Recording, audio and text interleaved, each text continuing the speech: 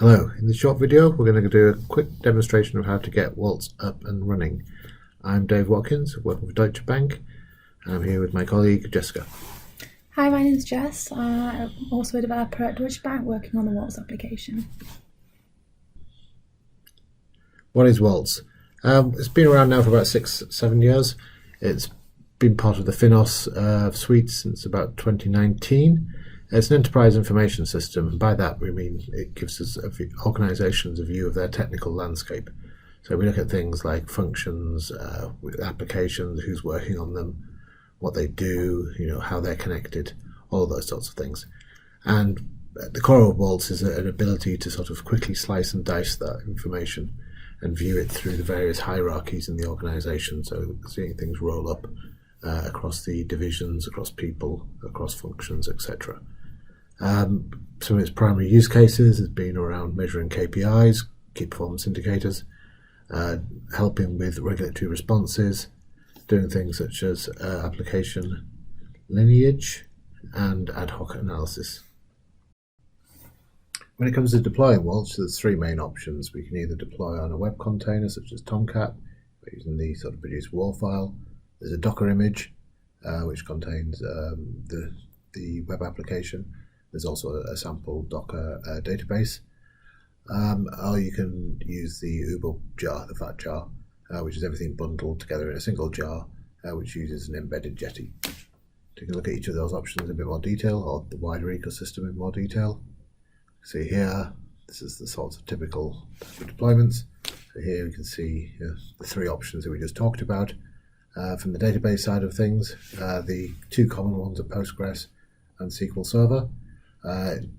It's worth pointing out now, if you're intending to use SQL Server and you're intending to build Waltz from source, you will need a copy of Duke Professional, which is a commercial version of the Duke library. If you're building against an open source database, such as Postgres or Maria, then you can get by with the Duke Community Edition.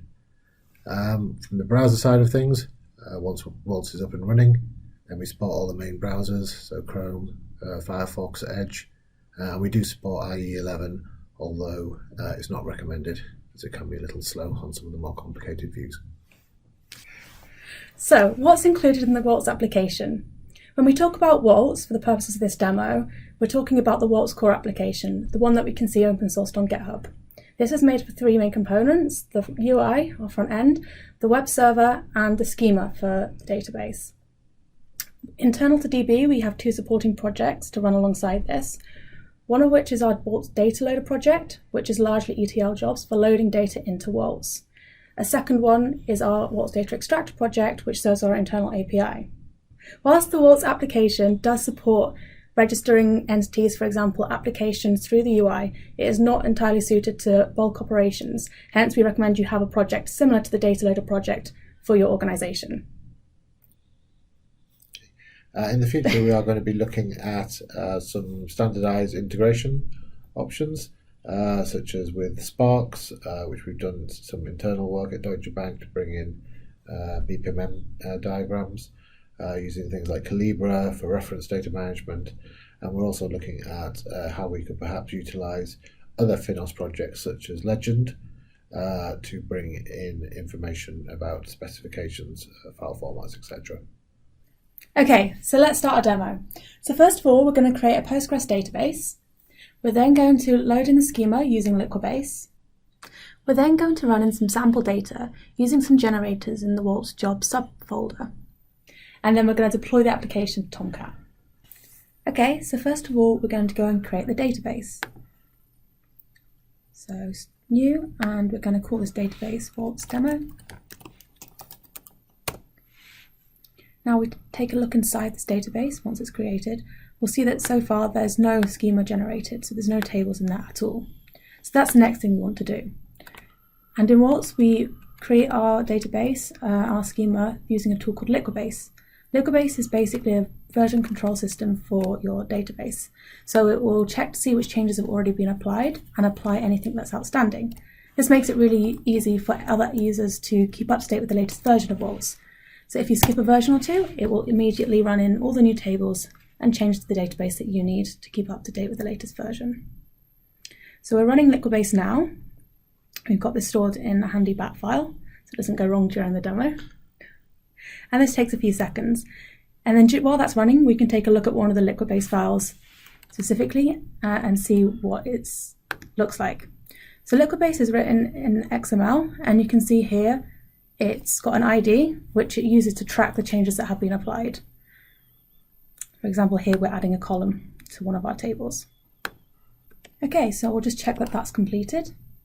Brilliant, Liquibase update successful, and now we'll take a look at our database again to see that the scheme has been generated correctly. So inside of Waltz demo, just refresh the database, public, and then we should see a list of tables, for example, application, allocation, change initiative, all the standard tables in Waltz. But inside each of those tables, you'll see there's currently no data. So the next thing we want to do is populate this table with some sample data. And in the core Waltz application, we do supply some sample data generators inside the Waltz jobs folder. So this one here is called load all, and you can load in different aspects of the Waltz database. Right now, we're just going to run in everything. So we've got a good sample set of data to start from. This job will take a few minutes. Okay, so now the job is running. And this time we actually expect this job to fail, and we'll explain why in a second. Okay, so as we can see, the job has failed, and here it says could not resolve placeholder database URL in value database URL. And this is because we save our environment properties in a config file. So if we go over and set that properties to the database we would like, hopefully then when we run the job again, it should work. So here we've got it set up for Postgres, but we do support other databases, as Dave mentioned earlier. So we're going to save this file and then kick off that load all job for a second time. And now we can see the job running successfully. So while this job runs, we'll go and spin up our Tomcat server. So as it's run, we can see a few exceptions popping up, warning about Waltz performance and slow queries. So that's just because we're loading in a lot of data. So it's kind of expected with this load all job. Okay, so now we're going to go and spin up our Tomcat server. So we have another bat file prepared for this.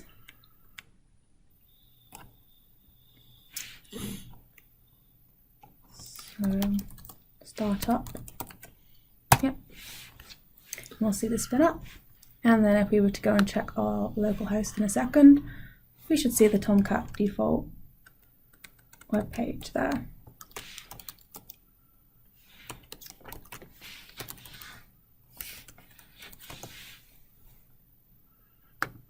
Perfect, so now we're going to go and copy in our Waltz application. So you can get the latest version of the Waltz web WAR from GitHub. So this is our releases page, and down here you can see for each of our latest releases, we've published the Liquibase scripts and the latest Waltz web WAR, and we also post a bit about what's changed in that release, so the new things you can look out for there. So if we go back to our local directory, we should be able to see the WAR we downloaded earlier. And we're just going to copy that into the web apps directory. Okay, and then Tomcat should in a second realize that WAR's there and explode it for us. And now we're just going to go and check that that's running successfully on localhost 8080 /Waltz web.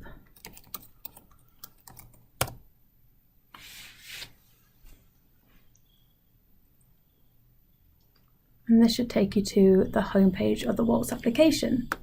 And if the load all job is finished running in, we should be able to see some data in there. So here we go, we can search for an application such as Clownfish, and you can see here it's sort of driven by the sections on the left, which loads up specific data relating to the application.